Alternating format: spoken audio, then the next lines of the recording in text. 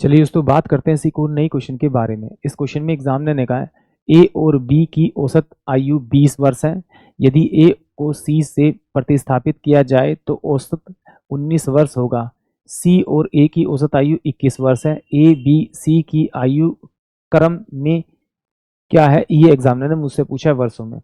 इस क्वेश्चन को हम दो तरीके से कर सकते हैं। एक तो हम इसे ऑप्शन की मदद से कर सकते हैं, दूसरा हम इसे सॉल्व कर सकते हैं। तो पहले हम इसे ऑप्शन की मदद से सॉल्व करेंगे। देखिए इसने क्या कहा कि ए और बी की जो औसत आयु 20 वर्ष है, यानी कि ये पहले वाला ए होगा, ये बी होगा, ये सी होगा। इन दोनों को जोड़ूंगा तो मेरे पास में कितना होगा आपका 30 40। 40 को अगर मैं 2 से भाग करूंगा, दो संख्या 2 से भाग करूंगा तो 20, यानी कि 20 आ रहा है। अब इसमें देखूंगा इन दोनों को जोड़ूंगा तो क्या मेरे पास आएगा, ये 38 आएगा, तो ये हो ही नहीं सकता, इसका 19 आएगा। इन दोनों को जोड़ूंगा तो कितना हो जाएगा मेरे पास में आपका, ये 30 और 10 40, 40 का आधा करूंगा तो 20, यानी कि ये भी हो सकता है। इन दोनों को जोड़ूंगा तो ये मेरे पास में कितना होगा, 42 होगा, ये हो नहीं सकता, इसका औसत 21 आएगा। यानी कि या तो आंसर ए होगा या आंसर बी होगा। अब देखिए इसने कहा है ए और सी का जो औसत है वो कितना है, 19 है। ए और सी का औसत 19 है। अगर इन दोनों को जोड़ूं मैं तो मेरे पास में कितना आएगा आपका आपका 38 आएगा। और 38 को अगर मैं 2 से भाग करूं तो मेरे पास में 19 आ रहा है, यानी कि ऑप्शन ए ही इस क्वेश्चन के लिए करेक्ट होगा।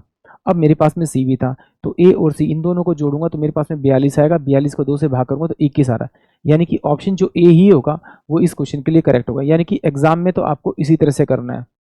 अब चलिए आइए इसको सॉल्व करते हैं डिटेल से। देखिए एग्जामिनर ने कहा कि भाई ए प्लस का जो बी है उसका औसत कितना है आपका 20 है, तो 20 को 2 से मल्टीप्लाई करूंगा तो उन दोनों की एज का सम आ जाएगा 40। अब उसने कहा ए को ए रिप्लेस बाय सी, ए को सी से रिप्लेस किया, यानी कि बी प्लस का आपका सी का जो औसत है वो एग्जामिनर ने 19 दे रखा है, और 19 को 2 से मल्टीप्लाई करूंगा तो 38 यानी 38 आएगा। फिर उसने एग्जामिनर ने ए प्लस का मुझे दे रखा है आपका ए प्लस का सी, ए प्लस का सी जो दे रखा है उसकी एवरेज दे रखी 21, और ये 2% है, 21 को 2 से मल्टीप्लाई करूंगा तो 21 दूनी 42 आएगा।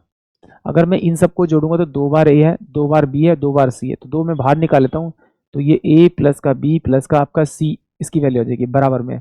इसको ऐड करूंगा तो 0 आएगा, 0 आएगा तो 4 4 8 8 9 12 120 आएगा।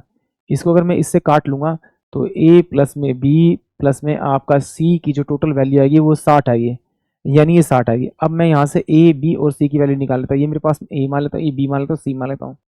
अब ये देखिए तीनों का सम 60 है।